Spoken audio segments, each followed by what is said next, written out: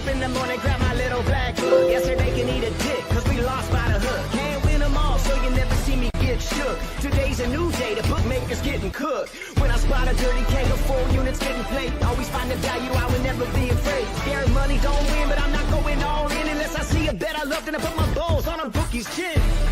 Let it all soak in, doubling my bread, winning money with my friends. If you got the itch and you wanna go big, follow Sharpie bets and you gon' really fucking win.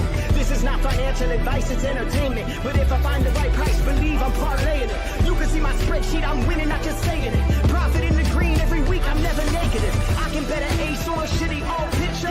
Pick the right spots cause I'm the K-pop whisperer. Shut up when I speak until you finally get the picture. I'm the best in the world, tell me you getting richer. Fuck the bookies, fuck the bookies. FTV screaming fuck the bookies, fuck the bookies, fuck the bookies, fuck the bookies, fuck the bookies, fuck the bookies, fuck the bookies. FTV screaming fuck the bookies, fuck the bookies, fuck the bookies. Middle finger in the air screaming fuck the bookies. Let's get to the motherfucking monies. Let's get to the motherfucking monies. Welcome to the best MLB prop show on God's green earth. It's Friday, so you know what that means. We got the only guy that I speak K-props with here to talk the next best thing to God himself. Spin, my guy, yesterday can go eat a bowl of dicks, but as always, we are 0-0 today, my friend, and we got us a card. We do. It's it's been a good week overall for VIP. We had 3 straight 2-1 days, and an overall decent week. And then thankfully, I just limited to 2 yesterday. After I told you, I said after the shit with Senga, I should have just saw it as a bad omen to just be like, just put the tools away, put the spreadsheet, put the model away. And of course, I had to take Tarek Skubal. We know how that worked out, so we won't dwell on that anymore. But I did have some people in VIP who were asking me about, like, well, what about this, or do we maybe go on? I said, here's what I would do today. I said I would turn all gambling shit off the rest of the night, because I said we got a huge day tomorrow. We got a huge weekend. We have a ton of pitchers in action, and I mean, this is a baseball show. We're not going to talk about it here, but we got the NBA Finals tonight. I'm like, there is so much stuff to bet on. No need to put any unnecessary money at risk. Some days you just got to realize it's not your day. Pack it in and go on to a day like today where there's all kinds of shit to go with. I didn't put a normal bet on Skubal. I put quite a few hundred on Skubal. And then didn't tell them, guys who pay me for it. I didn't want to see them like, dude, I don't want you seeing how much I put on a guy and then you go do it too. I can afford a bad loss. I want to kill myself afterwards. But I put more than what I showed these guys, and I showed them like 350. I went hard on Skubal yesterday, guys. He fucking kicked me square in the fucking balls. And you text me straight away like, hey, this for tomorrow. And literally, as you text me that, I text you back.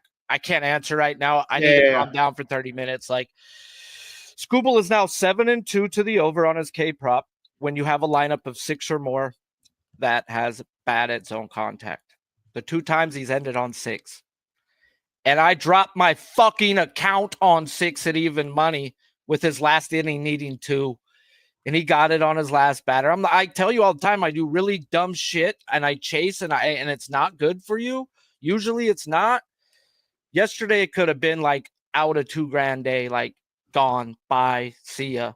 All because I don't know how to let a game go sometimes. Sometimes I wish I didn't watch the game and I just looked at the score afterwards and I didn't chase. Oh, at least I didn't chase it, but fucking Raggins has got me for 1,000+ chasing him, and Skubal almost got me. You know, it's like sometimes I don't know how to let it go.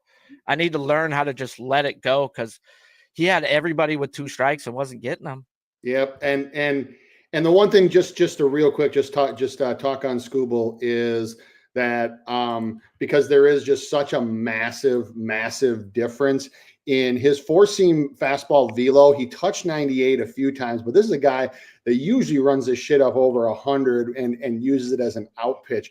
The problem was last night was many of his 4-seamers were in the 95 to 96 range. And you might think, oh, well, is that big of a difference? That is a massive massive Titanic size difference between when you're a guy. I mean, ask Spencer Strider, he'll tell you.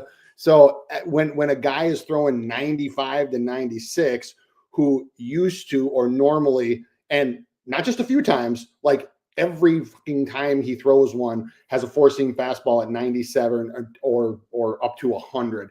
And so what that did was it really limited the four-seam fastball as being an out pitch. If you look at Scooble's advanced metrics, you see his slider doesn't really have a great whiff rate. It's the one pitch he throws that doesn't really have a great whiff rate. It's only 22, 23%. It's the change in velo and in the four-seam fastball and the changeup. And when you're only going between 90 and 95 versus 89 and 99 or 100, it's just such a huge difference. And so I think after a while, I told VIP this, I think after a while, Dingler realized it and realized that the velo just wasn't there. And so he started calling a lot more two-strike sinkers or even like running two-seamers that induced ground ball outs. And that's why you saw a whole bunch of quick outs from Scooble and not as many strikeouts. That's just my thought. That's just what I saw. I mean, I'm not a guy. I know on your show you cap every day, the recap. I just spent more time on one of my losses than I'll ever spend on sweeping a day, bro. Like, I care more about my losses than I do my fucking wins. It is what it is. It's just how I've always been. I don't care if I got $5. I don't like losing it. Oh, well. Let's talk the first guy on the board. And oh, my Lord, does this game start in an hour? And we're talking Paul Skeens at the Cubs. No, versus the Cubs. Or is he at? Oh, it's at Wrigley. At Wrigley. Opened up at 5 or 6.5 minus 162 on FanDuel. It's now minus 148 on FanDuel. Pitching outs 18.5 minus 170 to the under. Earn runs 1.5 minus 145 to the over. Projected lineup is 5 righties and 4 lefties. Let's talk them. All right. Well, it's not projected anymore. Now it's official. And the one change from the projected lineup is a significant one. I'll explain that in just a moment here. So we have Paul Skeens, who so his line has hovered between, or this line has hovered between a heavily juiced 6.5 to the over and a heavily juiced 7.5 to the under. In his last 10, Skeens is averaging 6.6 Ks per game, and he's hit 7+ 5 times in a row. Now, you dive deeper into those metrics, and what you find is that he does have 3 starts on the road against top 10 teams in zone contact, that being the Cardinals, the Phillies, and the Diamondbacks. And why is that significant? Well, first and foremost, because Skeens does spend 49.7% of his time in the zone. That is above pitcher average. He also allows an outstanding 78.6% contact in the zone, which is 4% under average as well. So I look at zone contact very heavily when I look for Skeens. And of those that are in those 3 teams that are in the top 10 for zone contact, because the Cubs overall for the season, they are 9th. Overall, it's a little different over the last 14 days. Over the last 14 days, they do have a zone contact rate of 85.9, which is actually under MLB average. So you factor that out and you figure that they're somewhere, you probably put them in the high teens, maybe.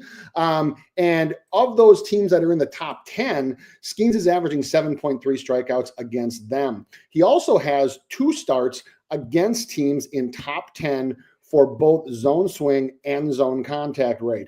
Number 1 would be the Cubs. Number 2 would be the Astros. He hit 8 against the Astros, struggled to get strikeouts against the Cubs, only got 2. Now, am I putting a whole lot of stock in that last start against the Cubs? Not a ton. Number 1 was because it was on May 1st. So it was over a month ago, and he has been really, really revving up the strikeouts. And he has been pitching brilliantly ever since that point, because he only recorded 15 outs that game, allowed 5 hits, 3 earned runs. They kind of smacked him around.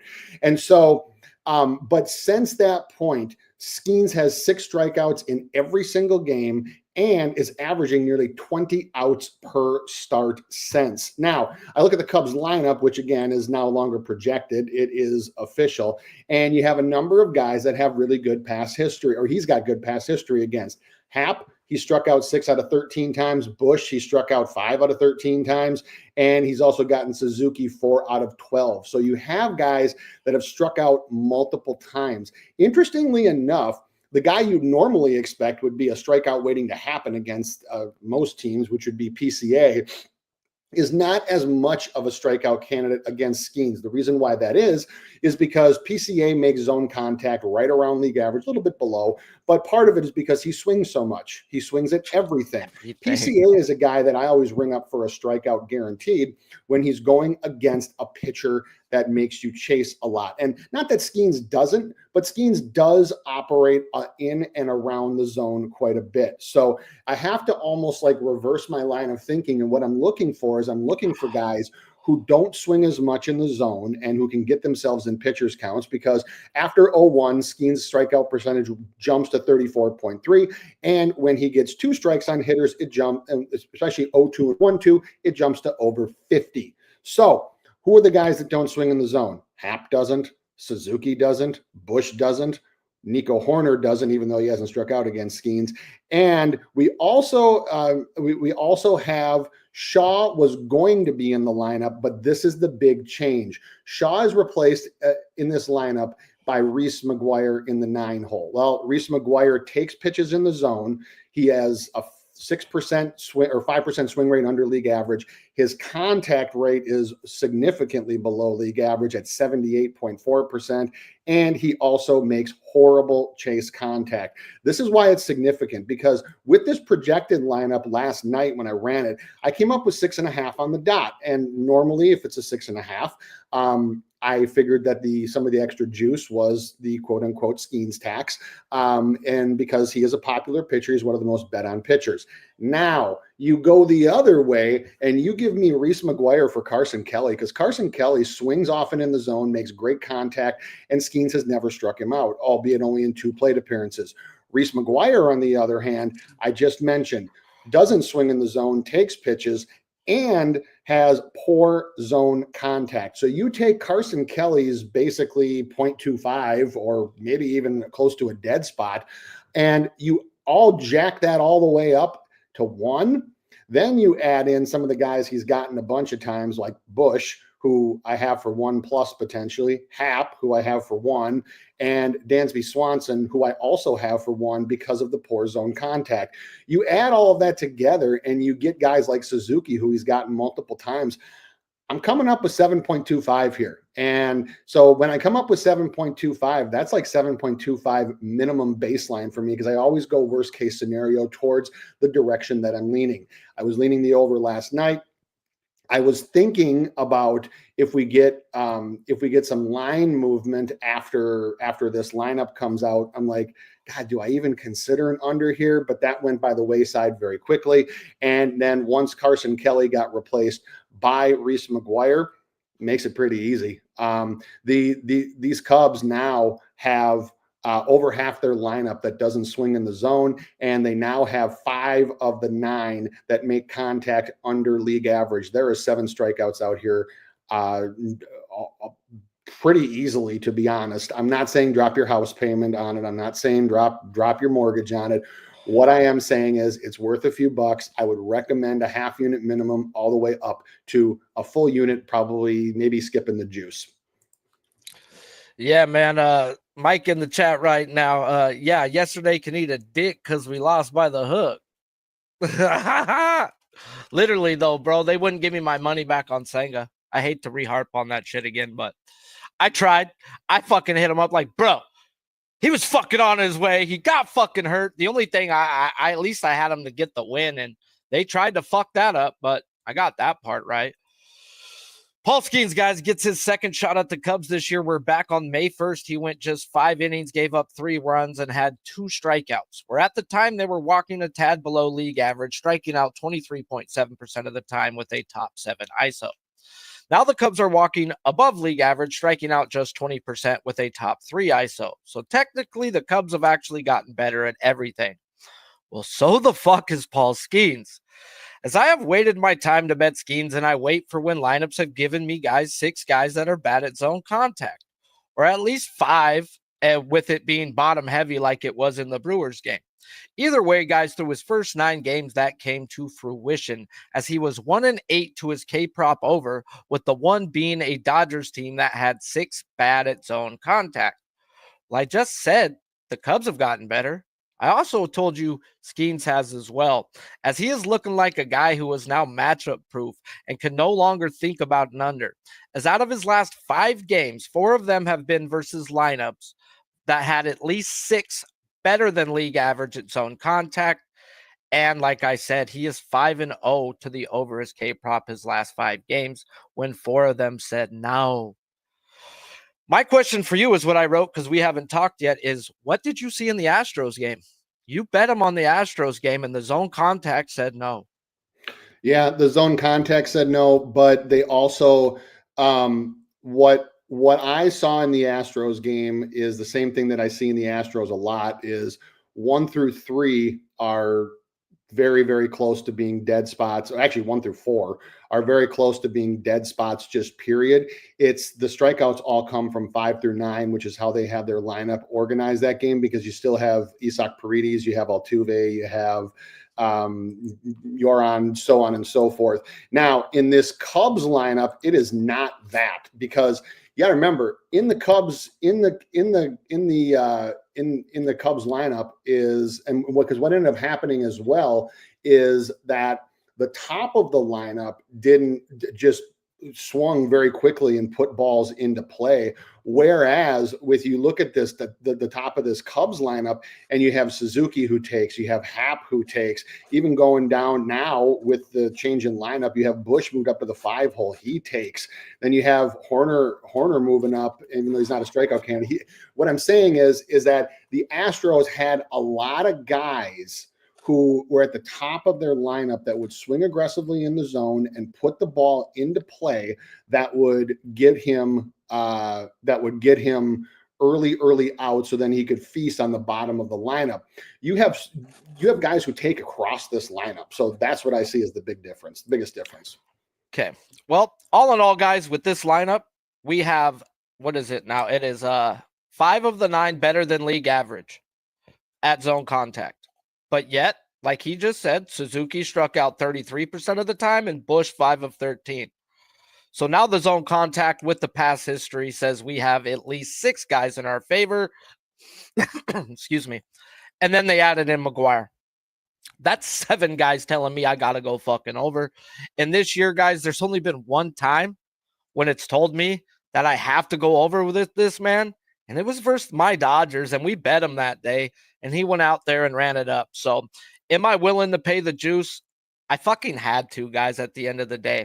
I put $120 on the minus 155 at 7+, and then I put 30 on the 8+ at a plus 125.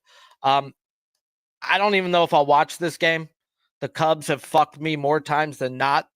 They're a really good team, but this lineup tells me that I have to. Same here. All right, guys, next guy on the board. And speaking of have tos, is something that the books are telling us we have to. Garrett Crochet versus the Yankees. We ain't even talked about this yet, Spin. We just got here. I know you seen what I seen. Open them up, 8.5 plus 110 on FanDuel. It's now 8+ at minus 150 on MGM and plus money now everywhere else. Couple other books had them at the 8+ too this morning. Pitching out 17.5 minus 190 to the over. Earn runs 2.5 minus 170 to the under. Projected lineup is 5 righties, 4 lefties. Now we get Crochet, who gets the Yankees on a back-to-back. And after going out there and dancing underwater, but he did get wet as he gave up 5 runs and had 9 punch-outs in 6 innings of work. And if you're going to listen to me about anything, you fucking better be listening to me about this and what I've said or he said whenever the times have come. The books do not fuck with a guy's K-prop on a back-to-back. And if you do, you need to listen, as this is the first time this year I've seen him jump somebody on a back-to-back, as he is 9+ on the book that I listened to. As well, he was a 7.5 last week. So if they say jump, we've got to say how high. And if they say fucking under, we've got to listen to that as well. As the few times it's told us under on a back this year, guys, we've cashed it. And if this is the projected lineup, I don't know how I cannot get involved. As Chisholm and Volpe were not in the lineup last week. And if that's the fucking case, fuck me running, guys. I'm going to be pounding Crochet right here. As I like to look for zone contact with Crochet, as he is in the zone 4% more than league average. And when he is at a lineup of 6 or more than league average or worse at zone contact, he is 5-0 to his K prop over, averaging 10 strikeouts a game. So is the zone contact here? As the projected lineup, guys, we have 5 of the 9 better than league average at zone contact. But yet one of the guys, who is Goldie, who has struck out 4 of his 6 at bats. We have to pay attention to that. So that now puts 5 guys in our favor of the over.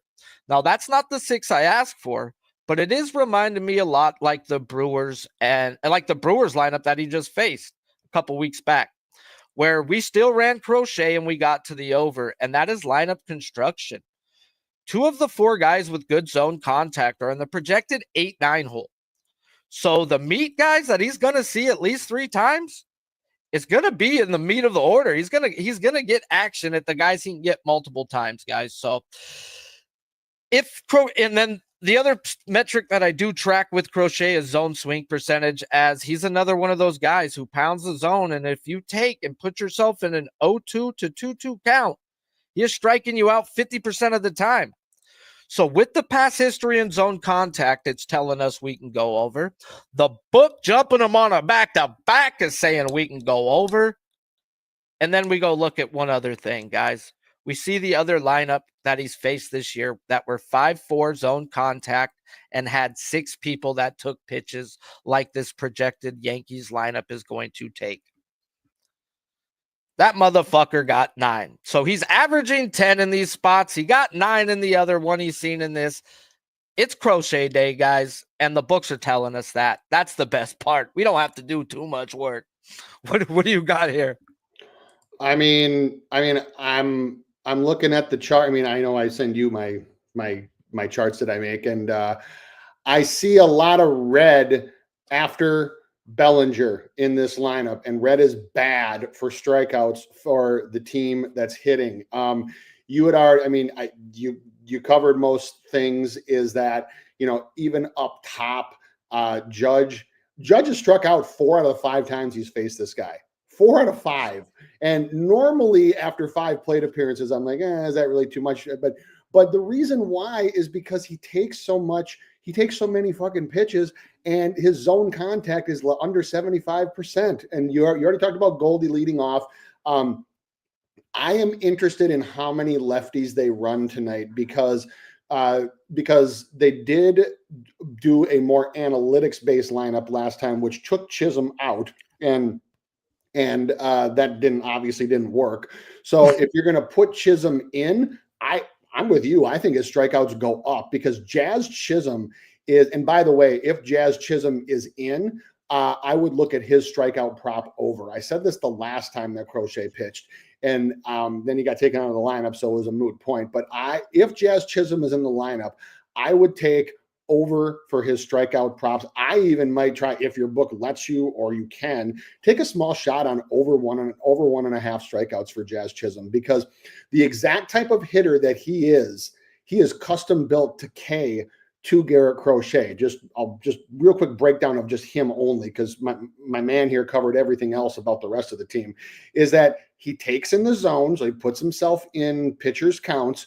After 0-1 counts, Garrett Crochet has a 41.1% K percentage. My guy already said, if you get in the 2-strike counts, in the pitchers counts, it goes over 50. Jazz Chisholm is striking out 30% of the time against all lefties. He's also striking out 31 and 43.3, or whiffing, 31 and 43.3% of the time, respectively, to a 4-seam fastball and a cutter, which are 2 of the most pitches that Crochet throws most often.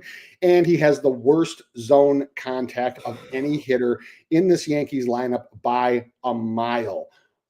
I don't know what else you could ask for this one.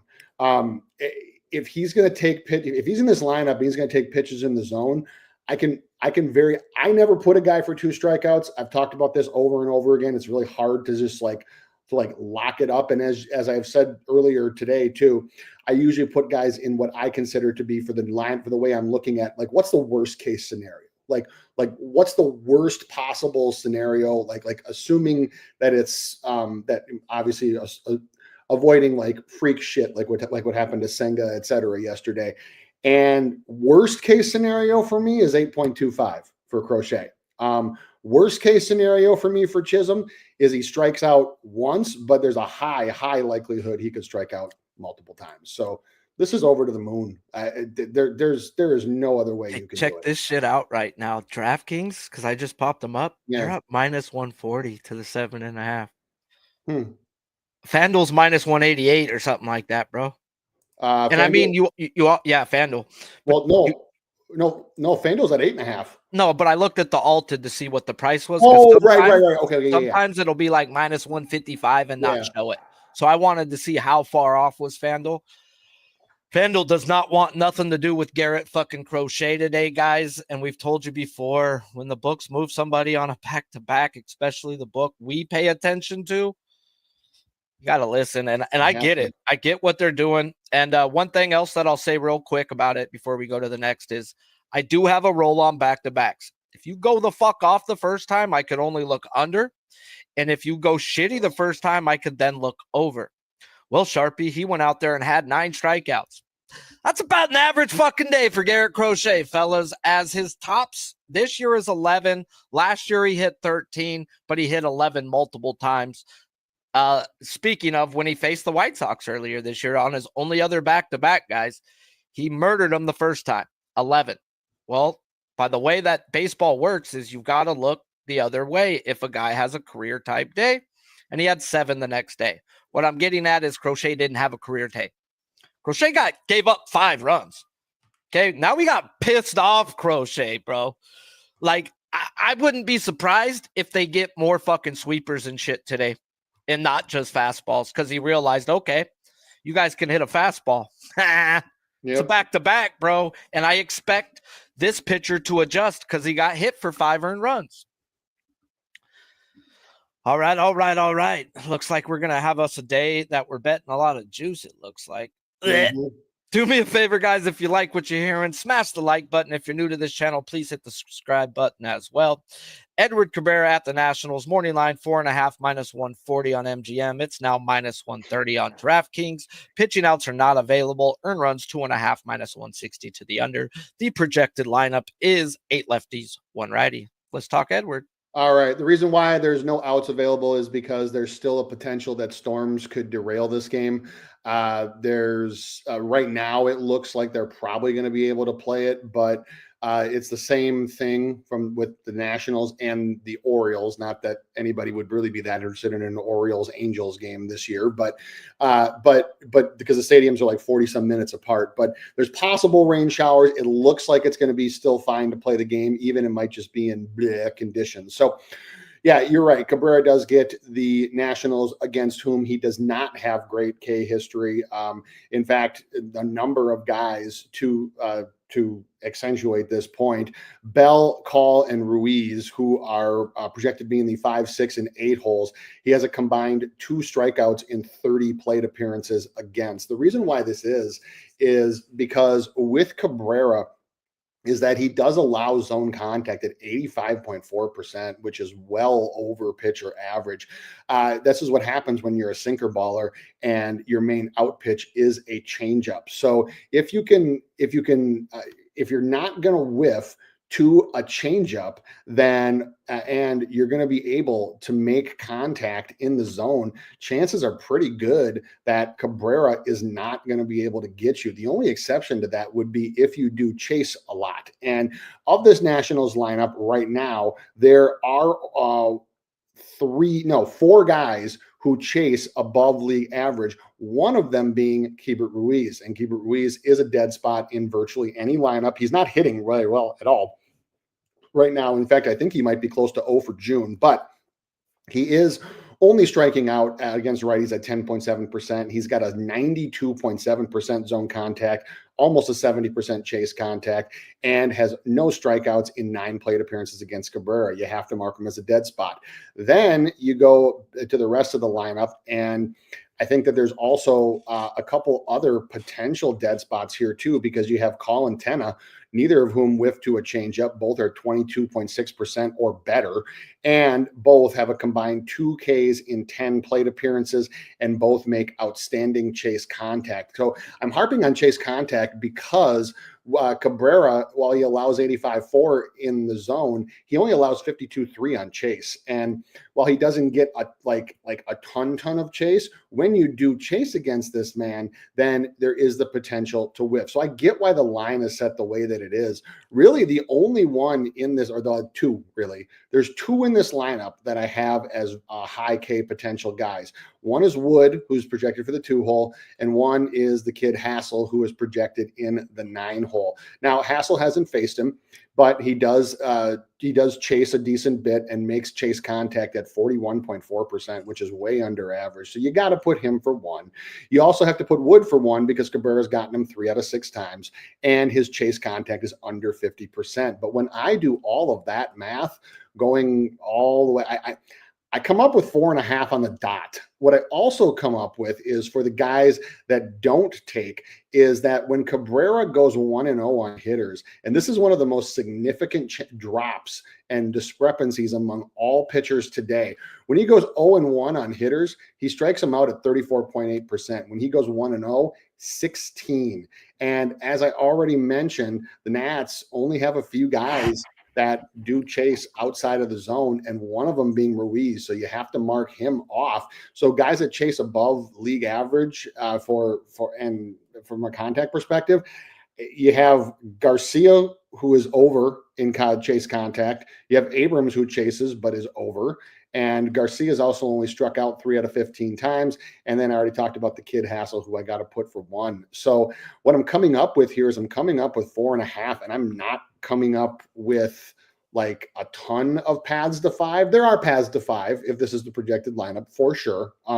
But even a guy like Josh Bell, who's got some gaudy whiff percentages to everything Cabrera throws, he struck out 1 out of 14 times. So I can't ignore that history with Cabrera on the road this year, because he's only got a 22.9% K percentage. So for me, this is either under or nothing, and I am going to need to see the final lineup. I'm also going to need to see the weather, because this has been just a general rule that I've always had, is that if there is a potential, even a slight potential, for showers or anything to delay the game for more than about 10 minutes, is that I can't look over on a guy, because you run the risk of, if it's anything more than 15, 20 minutes, most likely, especially the Marlins, because the Marlins are notorious. McCullough is notorious for any starter not named Alcantara to, at the first sign of anything going wrong, he's out there getting them. He gets real jumpy. And so you factor all that in, and for an over, for sure, I can't get there. Under, I got to see what the final lineup and weather situation shake out to be. All right. Am I not muted? I'll make sure, because I can be high sometimes. Nope, I'm not. All right. Cabrera gets the Nationals for the second time this year, where back in his first game, guys, it was his first start off coming off the IL for the year. And he went 5.2 innings and had 5 strikeouts. And you just heard the man next to me talk about the zone contact. So let's go look when he has seen a lineup of at least 6 who are league average or worse at zone contact. And he is 3-1 to his K prop over, with the 1 loss coming last week when I was on him, as he had 5 strikeouts through 4 innings on 63 pitches and was pulled. I don't know if it was because it was super hot and humid, or if that guy got hurt, but either which way, it's still a fucking loss. But he cooked me. In his wins versus these zone contact teams, he is averaging 7.3 strikeouts a game. And when we look at this projected lineup, we have 5 of the 9 better than league average at zone contact. But like he said, Bell's only struck out 1 of 14 times. So that's now moving it to 6 people to the under, where this guy's, and like you said, the past history, that says under. 19% strikeout clip and 63 at bats. Now, the 2 guys that I am seeing at the niche you wish, besides being at the bottom and Hassel, are the first 2. Abrams struck out 33% of 9 at bats. Wood, like you said, is damn near struck out a half. If he's getting 1.5 or 2.5 to 3 from there, can he fall into another or 2? And that's where I think he could. Like, even though everything to me tells me under, it said that too with DeGrom for me. And he has the same splits as DeGrom. They're dominating lefties this year, guys. They're striking out lefties near 30% of the time, and they're not striking out righties. And if I don't bet the under, it's because that right there, I'm afraid of that 30% clip versus lefties this year. And it's under or nothing. I'm just content probably betting nothing. Now, like you said about the weather, if I could see any rain, then fuck yeah, I'll go under. Like, that's the only way to go in this spot. I can see a way how he ends on 5 is what I'm saying. Yeah, I look at it right now because when I look at how this is set right now, because especially since the juice has come down a little bit, but it's kind of settled in the minus 138 to minus 140 range, is that for me, that's a lot of risk for not a big potential payoff with just a few paths to 5. So and 5 is probably is one of the more likelier numbers, 5 exactly, which means that if anything goes wrong, if there's any weather, if there's any where his pitch count gets run up, I've seen it too many times with McCullough. He does it to all of his young guys. He does it to Cabrera. He does it to Max Meyer. They're at 60 some, 70 some pitches, and my son said hi to everybody. What's up, son? My son Tony just waved. So anyways, but no, they're at 70, 75, 80 pitches, and they can easily go one more. And if it's a close game, it's just, nope, you're done. It just, the first sign of trouble after the young guys get over the 70 pitch mark, McCullough is just itching to get him out of there. He's done it so many times this year, and the only guy he doesn't do it to is Alcantara. So just let him get the shit kicked out of him. Yeah, well, yeah, and just watches him get blasted. But no, it's just a ton of risk for me for a potential very little payoff. And if that's the case, and also I even see this one mathematically as a 50-50 shot, and around a 50-50 shot, and even maybe even a little better to the 5 exactly. And you do that, and I got to pay minus 140 for it. Nah, I'm not interested. Bro, I think I'm taking the under. I might. Okay. I haven't gotten there yet. When he faced the Nationals the first week and got 5, you ready for this lineup? This is why I write lineups down. 6 guys were bad at zone contact, and he got 5 that day. Bad. Not saying good like we're saying today. Yeah. DeJong, Cruz, and Young were at the bottom of the lineup. Like, those are some terrible, terrible bad zone contact guys. DeJong and Cruz ain't even on the team right now. Right. So we need a whole different lineup. And actually, you know what? I was mistaken. Keibert Ruiz is not 0 for June. He's 1 for June. He's 1 for 23 in the month of June across 6 games. 1 for 23 with 3 strikeouts, no walks, anything else. I would almost be willing to bet a healthy steak dinner that they were all looking. When he's got me, when I'm on an under or something, it's because he takes the 3rd strike. It's not because he's swinging at it, because he makes contact. All right. Speaking of contact, let's talk about the next guy we're going to talk about, and that's Gavin Williams at the Mariners. Morning line, 5.5 minus 145 on DraftKings, 7+ on FanDuel. It's now minus 150 on DraftKings, or still 7+ on FanDuel. Pitching out 16.5 minus 140 to the over. Earn runs 1.5 minus 170 to the over. Projected lineup is 6 lefties and 3 righties. Williams gets the Mariners, who over the last 15 days versus right-handed pitching are walking tops in the league, striking out just 21% of the time with a top 5 isolated power. And with Williams in the past, I've used chase contacts as that's one metric, guys, that he's 3% worse than league average coming into this season. Well, over a third of the way into this season, and he has some of the best chase contact in the game, as it's 11% better than league average. Yet his chase has hovered around league average or worse through his career, but more often than not, it's not been more than 1% each way. So is it chase or chase contact we need to look at? As I've used chase contact all year with him, and if he has let me down, it's been by the hook.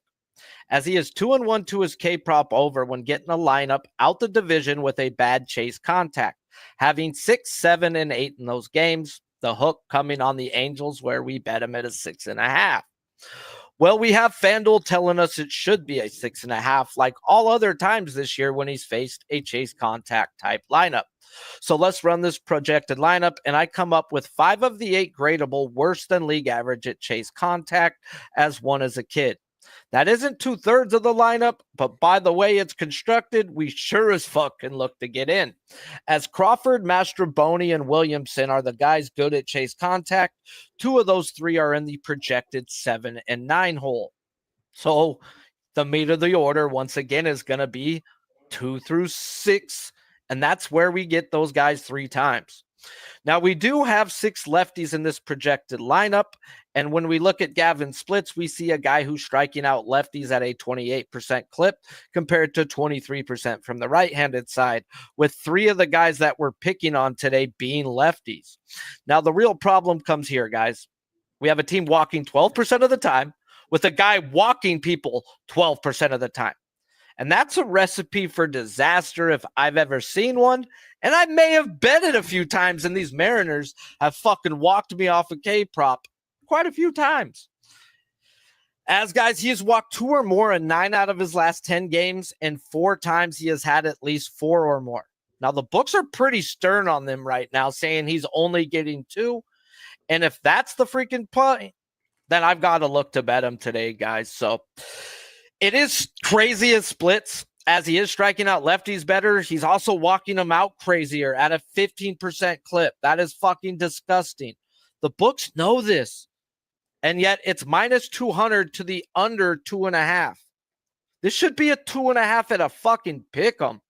And that tells me that I need to look to bet him. So even better is if we can get Bill Miller behind the plate. You know, can we get that guy, bro? Because then I'll go from half to a full unit. Right. And, yeah, definitely looking to back Gavin Williams today. And I do see a way on how I lose. But then again, he's had nothing less than 6. So I'm going to pay the juice for that 6. FanDuel's right, I believe, bro. I believe FanDuel's really right here. I think they are too. I am clearly looking at an over here for a lot of the reasons that you mentioned. The other thing is that when I go up and down this lineup is really I come up with 5 guys who have a potentially high likelihood of striking out. That being Rodriguez, Raleigh, Arozarena, the Kid, and Williamson. And so you give me that, and even if I can get 3.5, let's just even say like 3 or 4 out of that, is that it makes the rest of the lineup, because I see 2 dead spots. The 2 potential dead spots I see are Crawford and Mastroboni. Those are the only 2. However, I said the same thing when I watched the Mariners pitch again, or when I watched the Mariners play against Merrill Kelly out in Arizona, who actually does throw a decent amount in the zone too, and does throw a sweeper and a curve. And Mastroboni hacked at shit and also took a bad strike 3. So I still got to put him for a 0.25. But yeah, I mean, you look up and down this lineup, and when I look at zone contact, I mean, the model thing that I've built automatically just calculates the number of hitters that are just under what the league average is. However, I look at it from the standpoint of there's under and then there's bad. And so if the league average, which is what it is right now for hitters, 82.6%, if you're at 82, 81, 8, somewhere in that range, like, yeah, it's under, but it's not horribly under. When you start getting under 80%, that's getting down there. And that's what you have with Rodriguez and Raleigh. Then you start getting absolute dog shit. And that's what you have so far in limited plate appearances with Young and with Arozarena, because both of them are at 75.9 or below. So it's not just necessarily for me that they're like under for zone contact. It's that they're just bad at zone contact. Now you go over to the chase side and the same thing applies, because league average is 55. So you're at 53, 54.5, somewhere. Yeah, it'll mark you up as being under, but there's a big difference between being like 53.5% or something like that, 53.8, which is what a Arozarena is. That's under league average. But then you go and you look at Rodriguez, Raleigh, and Rowdy Tellez, and all of them are at 52.1 or worse. That is a significant difference. So it's not just being under for me, it's how far are you under, and do you have enough plate appearances for that to be a usable stat? And in all these cases, it is. I can easily see 7 out of this. Easily see 7. Do me a favor, guys. If you like what you're hearing, smash that like button. If you're new to the channel, please hit the subscribe button as well. Freddie Peralta versus the Cardinals. Morning line 6+ minus 155 on MGM. No one is moving it to a 6.5. It's just super hella juiced. It's now minus 154 on a FanDuel. Pitching out 17.5, minus 130 to the over. Earn runs minus 150 to the over at 1.5. Projected lineup is 6 righties, 3 lefties. Let's talk Freddie. All right.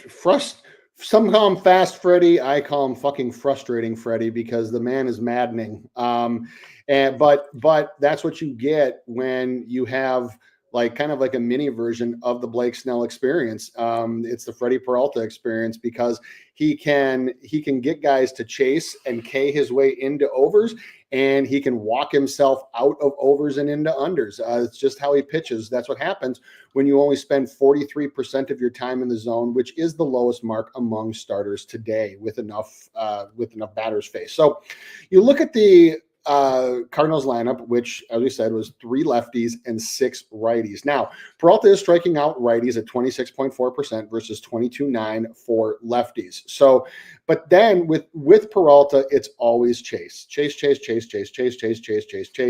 even despite the ample history that we have here, because Peralta has faced this projected lineup 128 times. That's a ton.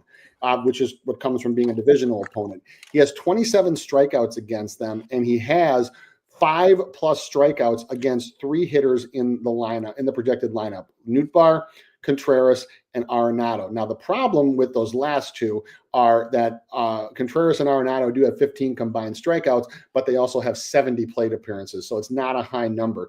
Nootbaar is a little bit different. I'll come back to him. So when I look at the chase, what I see in this Cardinals lineup is I do see 4 guys that chase under league average, 4 guys that chase at league, or 5 guys under league average, and 3 above, and 1 being Herrera, who is right about at league average. So immediately I want to lean to the under, but my problem with doing that is whenever I'm thinking about an under on the Cardinals against a guy who can be a strikeout pitcher, is that the bottom of this lineup just has potential strikeout written all over it.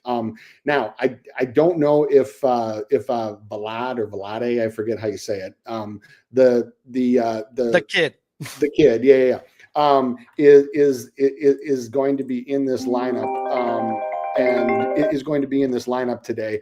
But if he is, I got to put him down. I got to put him down for 1 based on his overall metrics, because while he doesn't chase, he also has a 28% whiff percentage to a 4-seam fastball, which is Freddie's most off-thrown pitch. He also whiffs almost over 35% of the time to a curve, strikes out 26% against righties, on and on. You got to put him for at least 1. Scott at the bottom of the lineup and Pegas at the bottom of the lineup, both of these guys have just horrendous chase contact, under 50%. I talked about there's below average and then there's dog shit. And these 2, it's dog shit. Now, Scott doesn't chase as much, but Pegas does. So between those 3 guys, you can get 3 or 4 strikeouts right there, which then puts a whole lot of pressure on the top of the lineup. And while Wynn and Donovan in the 2 and 3 hole have a combined 4 strikeouts and 30 plate appearances, so they don't project for much of anything, you still then, Contreras has struck out 7 times against him. Arenado has 8, a lot more plate appearances. What I'm saying is that I'm coming up with about 5.75. And where I struggle with this one is that the bottom of this lineup can get so many Ks that can just ride Peralta to the over, but the top of the lineup does not. So if the bottom of the lineup even shows up a little bit, or if Freddie decides that he's going to do his Blake Snell impression without the overpowering fastball, which he can, and just be all the fuck over the place, then it's just not worth it to me. So I'm not really interested in paying minus 155 on Freddie Peralta, even though he is at home. I'm not interested in swallowing this juice in the slightest. What I would rather do is I would rather just pass on him from an official standpoint. And I would rather, if you want to put him in like a parlay of some kind, you can take him down to 5 and pair him with something else that you like. Maybe take something else down, just because this Cardinals lineup is pretty evenly situated with guys that are low, medium, and high K candidates. But again, my problem is at the bottom of the lineup can account for multiple strikeouts. And you do that on a 5.5, and it becomes really easy to hit. The downside, the backside of that is that you have almost no chase up top. I talked about Newbar. Newbar doesn't chase very much. And all 3 of them are over league average in chase contact and zone contact. So he's got to feast on the bottom. He's got to feast on the bottom to have a shot at this. And I don't want to pay minus 150 to find out for a guy that is this volatile. All right. We're 14 games into this season, guys. And I see you talking. I see freaking whatchamacallit, Cover Kings in the chat saying it too. And I'm gonna tell you, I finally feel like I have the feel for this guy. All right, good. I want to hear it. As it's not Chase anymore, man. It was for a couple of years. It's been Chase. Would you believe me if I told you he's 1-4 to the over when he has a fucking lineup that chases this year? Huh. Yeah, I bet him, bro. Okay. I bet him those times, and I've gone straight into the fucking wall, bro. So I then wrote down everything, zone contact, zone swing percentage, figured it out. What's going on? Well, the more and more I dug, I realized, okay, Chase with past history. We need fucking past history, bro. And the 2 times I've cast with him has been the Cubs where the past history said over, and the Reds where they did not chase, but the past history said over. It's the past history from here on out with me with this guy. And Chase is definitely something I'm still going to look into. But Chase plus past history says, oh, Lord. And it's telling me we got to go under. And if we want it, we got to get in motherfucking now. Because there's only one way that this line will go if this lineup comes out. And right now it's projected no Burleson. But he just took a warm-up an hour ago. I don't know if he's playing or not. But that motherfucker's only struck out 1 of 17 at bats versus this man. And the walking strikeout himself, Gorman, has only struck out 2 of 12. If either of those 2 get put into this lineup, or if both, it's an easy fucking under, in my opinion, right here, guys. The end of the day, guys, we have 4 guys who chase, 4 who don't, and a kid. Yet if we take in the past history with the chase, it says he's fucked today. And if you want the under, like I said, you gotta get in now. But at the end of the day, guys, there's a lot of guys he hasn't struck at. There's Newport. That's a worrisome problem. Then other than that, he can get Contreras, maybe. He can get Arenado, maybe. They're both halves. It's 25% or less. So what? A one-time if that? And then it gets into all the guys it's all the guys you ain't striking out in this lineup. So to me, this is an easy under, and especially if Gorman or Burleson gets put into this lineup. Like, I expect one and maybe both. And if I get both, then I will bet the under. Yep. I'm with you. Yoshinobu Yamamoto versus the Giants. Opened up 6.5 minus 110 on DraftKings. It's now minus 124. Pitching out to 18.5 minus 200 to the under. Earn runs 1.5 at 8 pick'em. Yoshi gets the Giants, guys, who over the last 15 days versus right-handed pitching are walking tops in the league, only striking out 21% of the time, but yet have the worst ISO in the game. Yet they did get Ceason Strider for 3 earned runs in that time. So that tells you that, they've gotten 2 good ones, but other than that, they're really not hitting. Well, it's Yoshi time. And when we look at his metrics, we see a guy who is pretty much league average or better at everything I like to look for. But what has worked for me is what's worked for me. And since last year, guys, I've been looking at zone contact. And he is 2-0 this year when facing a lineup with bad zone contact. So does the Giants have bad zone contact? Well, I run the projected lineup, and 5 of the 9 are actually better than league average at zone contact, with those 5 being in the projected top 6. So the prop, I'm probably just going to let it be today, guys. Not saying he can't go out there and get it, but we got us a divisional matchup versus a team not hitting. Now, if you look at Yoshi's splits, you're going to see a guy who's actually been better on the road than at home when it comes to ERA. Granted, guys, he still has an elite ERA at home at a 2.7. It's the day-night splits that I'm more concerned with at, guys. At night, he has a 1.97 ERA. Then it balloons to a 3.7 during the day. So what I have, what is going to be a playoff type game. We have two aces on the mound. I expect Webb to show up today, guys, and I expect Yoshi to match it. So I'm looking at the team total under, or just taking the game under, as the Giants have the best fucking bullpen in the game.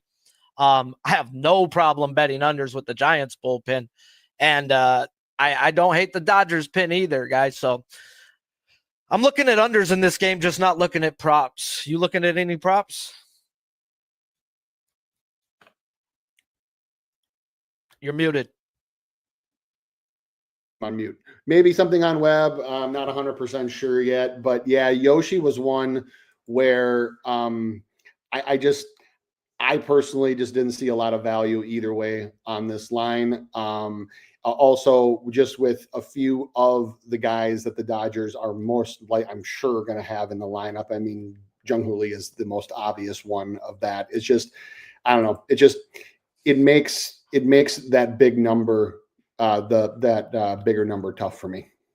One thing that I will tell you is, because I do listen to almost every Dodger game on the radio sometime, because I'm usually working and I'll throw the game on. But Yoshi didn't have command of his splitter in the Yankees game. And the first inning, it just wasn't there and it never came. Where in the Cardinals game, where the zone contact said go under, that motherfucker had full control of all three pitches. So maybe look for the first inning if he's controlling all three pitches. And I mean, if you're up 0-2, you're not trying to throw a strike. So if he strikes him out in the middle of the plate, you got to look at that as he's not controlling it, guys. It's throwing a ball for a strike when you want to, and then making a not a strike too, guys. So first inning is going to be key. If I bet him live, check him out, bro. Like that, it's been that simple. Is he going to have it all there, as well as who's catching him? Because I believe Rushing has now caught him once, and I don't believe it was a good game. So something you got to pay attention to, or at least go back and check. And that's something I will go look at before I get in on an under as well, is I got to see who's catching him. This year, if I remember right, it would have been like 2 games ago, if so. Yeah. Smith has caught him 12 times, and then obviously, no, actually, Rushing has not caught him. Barnes. Okay, well, I don't expect it to change, but something you always got to pay attention to. Yeah. Barnes catching a guy. The only guy that hasn't caught him, or the only other guy that has caught him. I'm sorry. Yeah, and he ain't no longer on the team. Yep. And that was against the Rangers back. I mean, he got 10 Ks. I'm willing to bet Smith's in the lineup. It's a divisional game, and we did not play last night. Yep. So expect them in. Appreciate you guys as always. It's about that time for me to head to fucking work. Spin. Let them know what you got going on, where they can find you.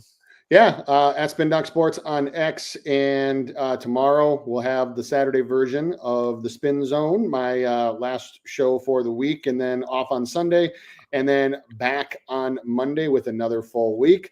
And yeah, if you wanna get in, I know we had the free contest drawing yesterday, so we got 10 new members that I'm really happy with. So we're gonna make everybody a whole bunch of coin this weekend, and like I said, when I did the drawing yesterday, probably have another contest right around 4th of July. But if you want to get in, aside from that, just send me a DM and we can help you out. So let's make some money today.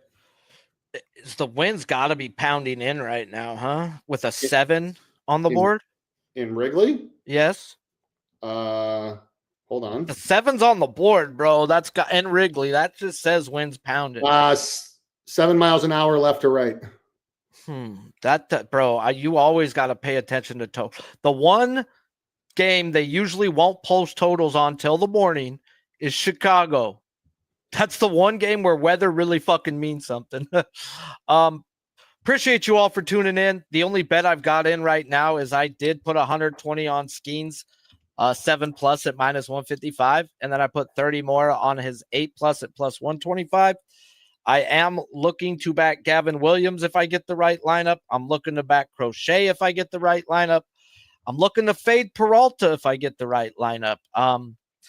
Yeah, I said that. I'm 3-3 now. I'm on unders, bitches. But yeah, I'm a puss when it comes to betting unders, guys. Like everything tells me I should bet Cabrera under, except for the lefties, and that will be the one little thing that'll keep me off. Yep. And he'll go out and get 2 strikeouts. But like those ones, I don't really care about. It's like, I might throw him on a parlay, you know, throw him on a parlay. But parlay. Either which way, guys, smash the like if you haven't. Appreciate you all for staying. Hour-long show. And yeah, till next time, let's just stay hot, God willing, guys. And